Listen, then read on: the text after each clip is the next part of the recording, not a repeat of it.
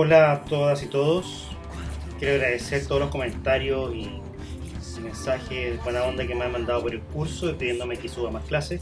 Así que hoy vamos a hacer la cuarta clase del curso y módulo de epidemiología clínica de este curso de investigación clínica online que es gratuito. En la clase anterior hablamos de cómo hacer el diagnóstico de una enfermedad y cuáles son los puntos que debemos tener en cuenta en cuanto a la investigación clínica, y específicamente hablamos de los parámetros de sensibilidad, especificidad, likelihood rate positivo o negativo.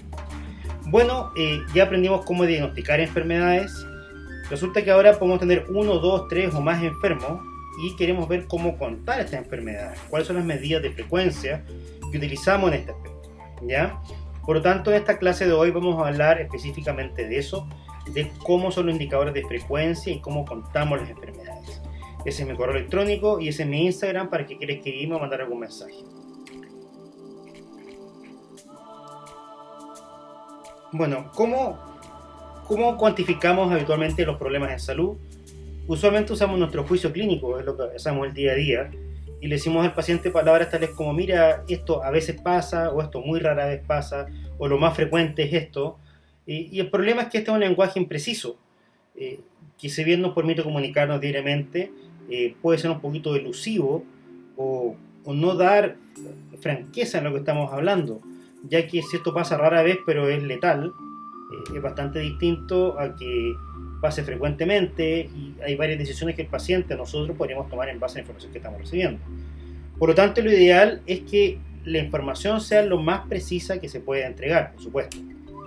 ¿Y cuáles son los indicadores que se usan habitualmente en salud? Son estos dos, que son la incidencia y la prevalencia. Estas dos medidas son fracciones, como las que vemos en el colegio, o sea, un número dividido por otro número, y lo importante es saber qué significan y qué lleva cada numerador y qué lleva cada denominador. ¿Qué es la prevalencia? La prevalencia es un grupo de personas, una proporción de personas que poseen una condición o enfermedad específica en un periodo del tiempo en una región geográfica determinada. Entonces esto es muy relevante. Eso tenemos tres aspectos que componen la prevalencia. Tenemos un grupo de personas con una enfermedad en común, tenemos un punto en el tiempo en que esto ocurre y tenemos una región geográfica determinada. Y esto, ¿cómo lo determinamos nosotros? Con los estudios que se llaman de corte transversal o cross-sectional, en los cuales nosotros en un punto determinado del tiempo vemos un gran número de la población, le aplicamos algún test y vemos si estas personas están enfermas o están sanas. Y con eso ya empecemos a recordar las clases pasadas, que sabemos que si nosotros hiciéramos un estudio de esta estructura, el test que nosotros seleccionemos va a tener a su vez sensibilidad y especificidad, lo cual va a tener rangos de error. Y recordemos la clase aún antepasada, que hablamos de lo que era normal y lo que era anormal y los errores en las mediciones que estamos haciendo. Entonces, imaginémonos que ya un estudio que armamos de esta forma tiene todos estos sesgos que vamos acumulando hacia atrás. Cuando hablamos de prevalencia, hay dos tipos de prevalencia, que es la prevalencia puntual, la que es en un periodo corto del tiempo, y una prevalencia de periodo, que es en un periodo más largo del tiempo, de un tiempo determinado. Al revés, la incidencia es la cantidad de casos nuevos que ocurren en un periodo de tiempo en una región determinada. Pero son los casos nuevos, no los casos existentes. Son solo los casos que ocurren durante ese periodo de tiempo. Y para conocer la incidencia se realizan estudios de seguimiento, o sea, estudios de cohortes, que más adelante vamos a hablar en forma bastante detallada de ellos. O sea, tengo un grupo de personas, los sigo en el tiempo y veo cuántos de ellos se enferman durante un periodo de tiempo determinado que como investigador fue definido. Por ejemplo, imaginémonos que tenemos una población de 100 personas que seguimos durante 3 años, el 2015, el 2016 y el 2017. ¿Ya? Cada círculo simboliza el momento en que esta persona se enferma y la línea es el periodo que permanece enferma. Una persona puede recuperarse, ¿cierto? O puede fallecer a causa de la enfermedad y ya dejar de ser susceptible a tener esta enfermedad. Entonces, si hacemos la pregunta, ¿cuántas personas se enfermaron en 2015? Bueno, sabemos que si contamos acá, tenemos que 1, 2, 3, 4, 5 personas se enfermaron en el 2015. Entonces, ¿cuál fue la esa pregunta, ¿qué es? ¿Prevalencia o incidencia? ¿Cuántas personas enfermaron? Correcto, incidencia. ¿Cuáles son los casos incidentes? Bueno, los casos incidentes vemos que son 5. Pero ¿cuál es la incidencia? O sea, ¿cuál es el grupo de personas? ¿Fueron 5 casos en 100 personas? No, no fueron 5 casos en 100 personas. Porque nosotros tenemos que ver la incidencia sobre los casos susceptibles. Nosotros observamos detenidamente el gráfico, vemos que aquí habían 4 personas que venían enfermas de antes. O sea, mi susceptible ya no eran 100, sino que eran 96. Por lo tanto, mi incidencia del 2015, en este ejemplo, fue de 5 sobre 96 personas, lo que daba una incidencia de 5.2%. ¿Correcto? Si vemos otra pregunta, ¿cuántas personas estaban enfermas durante el 2016? Bueno, nos va a decir 1, 2, 3, 4, 5, 6. Claro, pero resulta que habían otros que venían enfermos de antes. O sea, tenemos estos 6 de acá, 7, 8, 9, 10, 11. Ya, 11 personas estaban enfermas, 5 del 2016, 5 del 2015, más 6 que vienen del 2016, lo cual nos da un 11% de prevalencia durante el 2016. O sea, mi población de 100 personas, el 11% estuvo enferma durante el 2016. ¿Cuál fue la incidencia de todo el periodo? Mire, quiero saber qué pasa en promedio en global, y esto lo menciono porque se usa bastante a veces en estudios de salud pública y puede que lo mencionemos más adelante cuando hablemos de estudios de cohorte, y que es la densidad de incidencia. ¿Ya? Y la densidad de incidencia es una medida anual ponderada de incidencia. ¿Cómo se calcula? La incidencia del 2015 más la incidencia del 2016 más la incidencia del 2017 dividido por la población susceptible del 2015, la población susceptible del 2016 y la población susceptible del 2017. Entonces, ¿cómo lo calculamos? ¿Cuántos hubo en el 2015? 1, 2, 3, 4, 5, aquí están. ¿Cuántos se enfermaron en 2016? 1, 3, 4, 5, 6, aquí están. Y el 2017 se enfermaron 5 más, aquí están. ¿Y cuál fue la población susceptible? El 2015 eran 96 los susceptibles, ¿cierto? Porque recordemos que habían 4 que venían enfermos de antes. Pero después, ¿cuántos quedan? Durante el 2016, ¿cuántos eran los susceptibles? 91. ¿Y cuántos eran los susceptibles? 85 en el 2017. Entonces, si hacemos esta suma, nos da que es 16 sobre 272, lo cual nos da un 0.05882, o sea, un 5.9 por 100 años persona. Yo sé que esto de los años persona en algún momento lo han escuchado, pero ¿esto qué significa? Que durante un año, si tengo 100 personas, se enferman en promedio 5.9 de ellas. Eso es lo famoso años persona o person years en inglés. Bueno, ¿cuál fue la prevalencia del periodo completo? Sería contar todos los casos que existieron en total, que si sumamos todos son 20, sobre 100, el 20% estuvo enfermo durante el periodo completo. Esto es muy importante cuando se hacen series de casos, que se habla mucho de la prevalencia de enfermos en nuestro hospital o la incidencia en nuestro hospital. Eso es de per se incorrecto, ¿ya? Porque el hospital, el interés de hacer esto es un interés epidemiológico. O sea, en estos momentos que tenemos la epidemia de coronavirus, es muy claro que nos interesa saber cuántas personas hay enfermas en alguna comuna o alguna región determinada o alguna ciudad determinada o país, ¿ya? Pero en los hospitales no, porque en los hospitales no necesariamente se queda la gente de esa comuna. Entonces estamos haciendo una falsa medición. Imaginémonos que en Santiago en este momento la decisión de la cuarentena le tomaran por los casos que hay presente total en Independencia, por ejemplo, que tenemos una gran cantidad de hospitales. Estaría muy falsamente aumentada la incidencia o la prevalencia de casos en esa zona. Por lo tanto, uno tiene que tomar la región de origen del paciente, no el hospital. ¿Qué se debe escribir cuando uno hace una serie de casos y quiere ver la cantidad de casos que se presentaron en tu hospital? Uno debe hablar de la frecuencia de casos, porque como vemos, un paciente que vive acá en Santiago Sur se puede ir al sur, pero también se puede ir a hospital en la zona oriente de Santiago o ir a otra región, etc. Entonces, en un escenario clínico, uno debe hablar de la frecuencia de casos, no de la incidencia o prevalencia, ya que estos son conceptos de salud pública de una región geográfica determinada. Y mi hospital no necesariamente, o mi clínica no necesariamente refleja la realidad geográfica del lugar donde yo estoy. ¿Ya? Bueno, ¿cuáles son las características de la incidencia y la prevalencia? La incidencia en el numerador, como dijimos, lleva a los casos nuevos en un periodo de tiempo que estaban sanos al inicio del periodo. En cambio, la prevalencia lleva todos los casos, los nuevos y además los que existían previamente. En el denominador, la incidencia tiene toda la población susceptible de enfermarse al inicio del periodo de tiempo. En cambio, la prevalencia tiene todas las personas examinadas, incluyendo los casos y los que no son casos, ¿ya? El tiempo de incidencia es la duración de este periodo de tiempo en que yo decido seguir a los pacientes. En cambio, la prevalencia es más puntual, es de un periodo de tiempo. ¿Cómo se mide? La incidencia con estudios de cohorte y la prevalencia con estudios de cohorte transversal o estudios de prevalencia. En general se prefiere la incidencia cuando hablamos de enfermedades agudas y la prevalencia cuando hablamos de enfermedades crónicas. ¿Ya? ¿Por qué? Si una enfermedad aguda, el periodo de enfermedad es muy corto, yo puede que haga esta cohorte transversal y no pilla ninguno.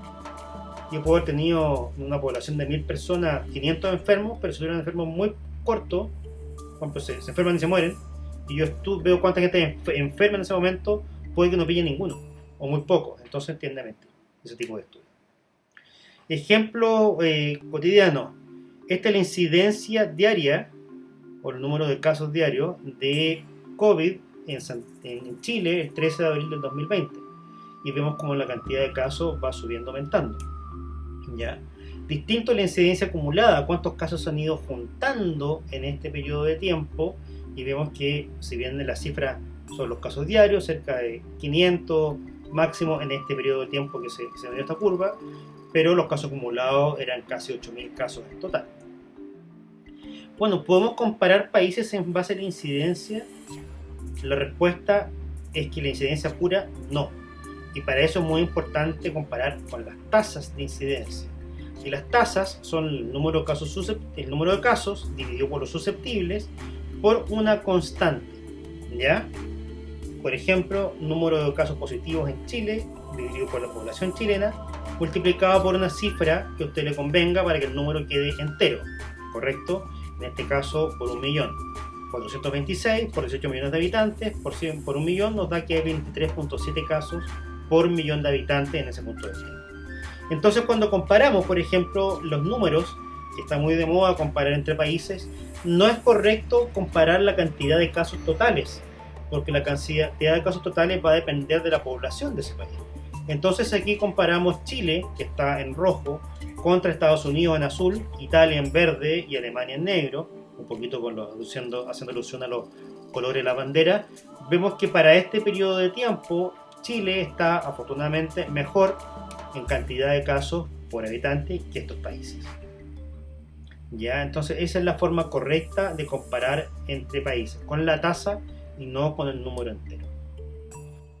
Bueno, ¿cuáles son los sesgos que se pueden cometer en estudio de prevalencia? Los estudios de prevalencia se utilizan para determinar los casos existentes de una enfermedad en un periodo de tiempo definido en un lugar determinado, ¿correcto? Entonces, a veces se tienden a usar los estudios de prevalencia, o sea, hasta hablamos de esto de corte transversal, para explorar factores de riesgo de una enfermedad o factores pronósticos. Por ejemplo, yo con estudio de prevalencia mido en un periodo de tiempo y veo que hay más hombres enfermos que mujeres.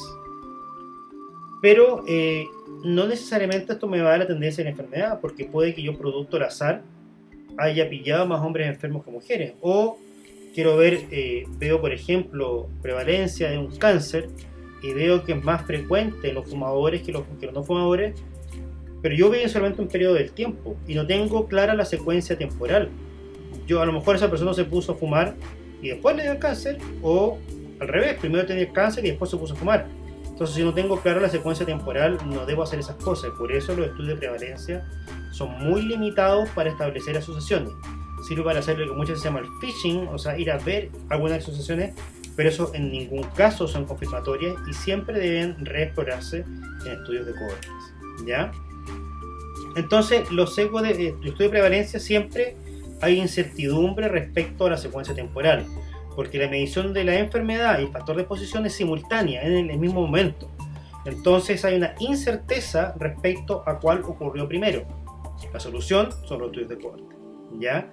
También hay sesgo en el estudio de los casos viejos, porque los casos viejos solo van a ser detectados solo si están vivos o si son sintomáticos. Si usted tuvo la enfermedad y ya no tenía síntomas o era poco detectable, usted no lo va a detectar.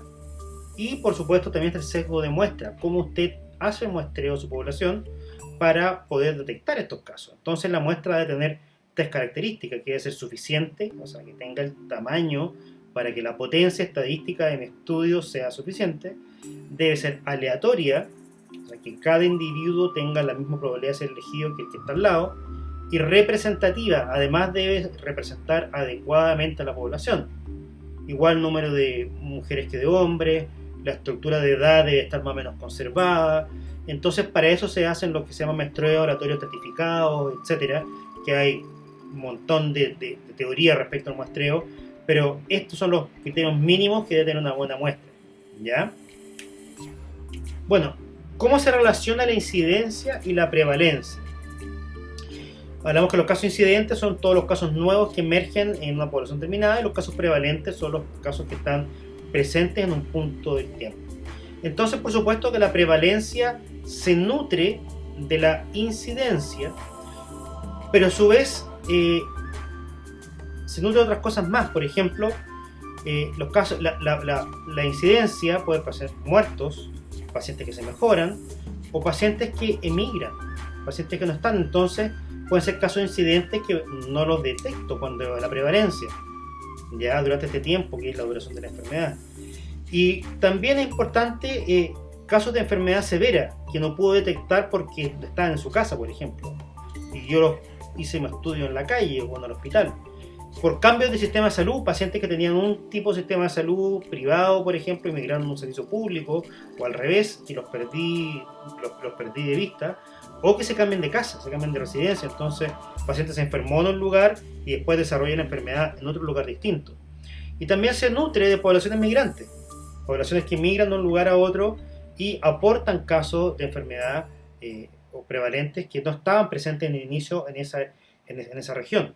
Entonces es muy importante tener siempre esta película clara, ¿ya? O sea, la prevalencia se nutre de la incidencia de los inmigrantes y se vacía de las muertes, las mejorías y los casos que emigran, ¿ya? ¿Para qué sirven los estudios de prevalencia e incidencia? Primero, para predecir el futuro. Por ejemplo, sabemos que los estudios de incidencia, y aquí perdón el ejemplo de cirugía plástica, porque como soy cirujano plástico, me gusta el ejemplo de, ojalá, de cosas que más o menos manejo. Los estudios de incidencia muestran que el 70% de las mujeres que se ponen implantes mamarios se vuelven a operar en un plazo de 12 años. Entonces, por lo tanto, es correcto que los pacientes que yo vea, les digo que si se está poniendo un implante, lo más probable es que en un plazo de 12 años se opere. ¿Y cuántas? 7 de cada 10 mujeres operan en ese plazo. ¿Por qué se operan? No es motivo de esta clase, pero eso me sirve para predecir lo que probablemente le va a pasar a un paciente. También nos sirve para conocer las probabilidades pretest, lo que hablábamos la clase anterior de diagnóstico. O sea, por ejemplo, Kroenke y colaboradores tuvieron 100 pacientes que consultaron por mareo en servicio de urgencia y vieron que 16 de estos 100 pacientes eran por causa psiquiátrica. Entonces, si yo pienso que un paciente que está con mareo puede ser una causa psiquiátrica, no una causa orgánica, bueno, sé que el 16% de estos pacientes son así, o el otro 84% no son de causa psiquiátrica. O sea, lo más probable es que no sea una causa psiquiátrica. Y también nos sirve para hacer comparaciones.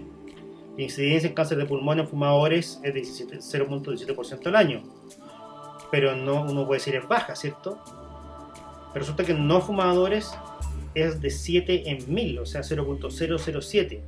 En fumadores es 24 veces más frecuente el cáncer de pulmón que en no fumadores, y por eso siempre al que le gusta fumar, yo fumé por muchos años y ya dejé fumar afortunadamente, dice, oye, pero mi amigo fumó, mi tía fumó toda la vida y no le pasó nada. Claro, porque todos los fumadores solamente el 0.17% le da cáncer, pero resulta que si no fumara sería muchísimo más bajo, ya, por tanto es 24 veces más frecuente, y esto que se llama la medida de asociación lo vamos a ver en la siguiente clase.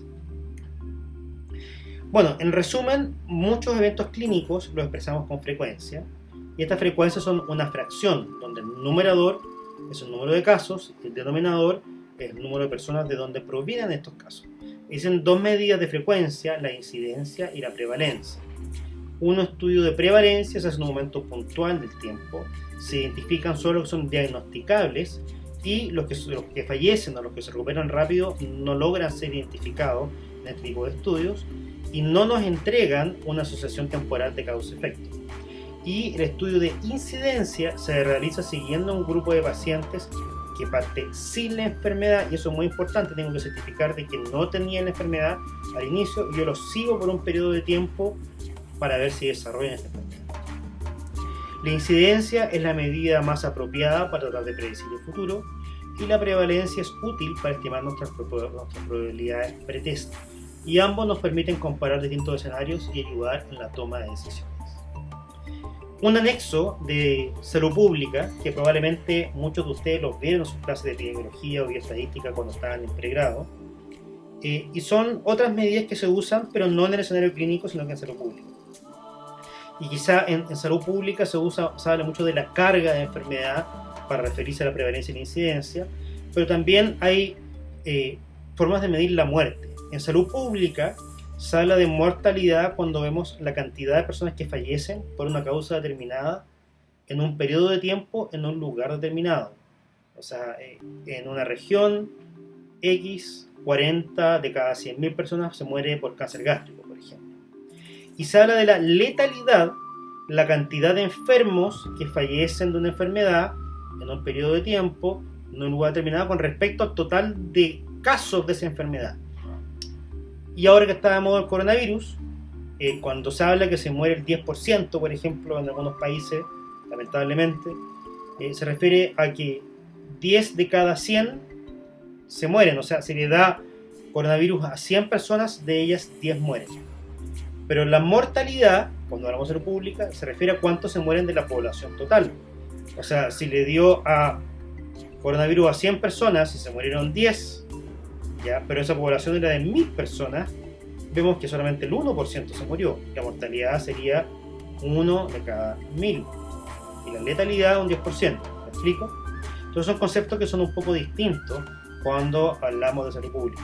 Mortalidad, la cantidad de personas que mueren de una causa determinada de la población general. En cambio, letalidad, el denominador, es la cantidad de enfermos que tuvieron la enfermedad. ¿Correcto? La tasa de mortalidad generalmente se divide en general y específica.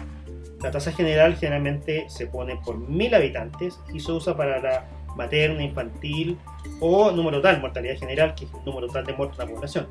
En cambio, la mortalidad específica, que ya es por una causa o enfermedad determinada, usualmente se usa cada 100.000 habitantes.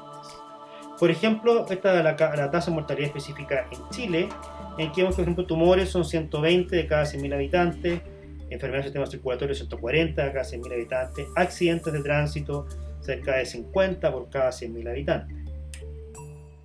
Otra medida que van a escuchar, y también en el escenario clínico, son los QALYs y los DALYs, que son los DALYs, que es el número de años perdidos por enfermedad, discapacidad o muerte, y los QALYs es esto mismo, pero ajustado por calidad de vida. ¿Y para qué es útil esto? Nos ayuda de alguna forma a cuantificar el impacto de una muerte en la población. No es lo mismo que se muera una persona de 10 años que se muera una persona de 90 años. Esa persona de 90 años ya vivió su vida y le queda probablemente muy poco por vivir. En cambio, esta persona de 10 años tiene toda la vida por delante por hacer cosas. Y el impacto que tiene en la sociedad, por supuesto que es muy distinto. Desde el punto de vista antropológico incluso, lamentamos distinto cuando se nos muere nuestros seres, nuestro abuelo, nuestro bisabuelo, que cuando se nos muere un amigo que es de nuestra edad. Entonces, cosa más terrible que mejor no voy a nombrar. Pero el impacto que tiene social es muy distinto. No solo en la parte antropológica, también en la parte de la economía de cada país. Y por esto, estos indicadores ajustan de alguna forma cuánto se pierde por cada persona que se muere, ajustando por la edad y también ajustando por la calidad de vida. ¿Por qué calidad de vida? Porque no todas las enfermedades causan muerte, pero sí hay enfermedades que causan discapacidad. Y tener discapacidad en personas jóvenes, mientras más joven, es peor tanto para la persona como para el lugar donde esta persona vive. Porque se requieren más gastos en salud, más atenciones, esa persona va a tener más dificultades, etc. Y conociendo estos factores podemos tratar de mejorar o anticiparnos a estas medidas para prevenirlas o para tratarlas o para paliarlas según sea el caso. Entonces es importante que conozcan estas medidas porque de alguna forma las van a ver o las van a leer en algunos estudios y se usan en salud pública en general, pero también se usan para algunos escenarios clínicos. Como epílogo, me gustaría mencionar esto de contar enfermedades y prevalencia puede ser o sonar algo muy trivial, una tarea muy básica de la ciencia de la salud. Pero este método numérico recién se introdujo hace unos 200 años por Pierre Louis, y él tuvo la audacia de contar los muertos y los recuperados de procesos febriles en pacientes que habían recibido tratamiento de sangría. Si ustedes recuerdan o han leído libros o películas que uno ve, que los médicos hace unos 200 años tratábamos a los pacientes haciéndole sangría, ya sea cortando la vena, poniéndole sanguijuelas para que sangraran, y pensamos que así la enfermedad salía por la sangre y los pacientes se mejoraban. Y este médico se dio cuenta y contó cuántos se mejoraban con sangría y cuántos se morían y cuántos con y sin sangría, y se dio cuenta que parece que no servía mucho la sangría, y él fue denigrado por sus pares por tener la insolencia y la audacia de contar y poner números que sembraban dudas sobre los poderes curativos de la sanguijuela, los cuales habían sido ampliamente comprobados por décadas de astuta observación médica cualitativa. Esto que pasó hace 200 años nos parece muy excepcional, pero lamentablemente esto sigue pasando y va a seguir pasando porque de alguna forma obedece nuestra naturaleza humana. Tenemos, que hablamos en la primera clase, concepciones de la ciencia, paradigmas, y romper estos paradigmas es tremendamente difícil. Y si uno ve a lo largo de la historia, en general las primeras personas que rompen paradigmas son tildados de locos por sus pares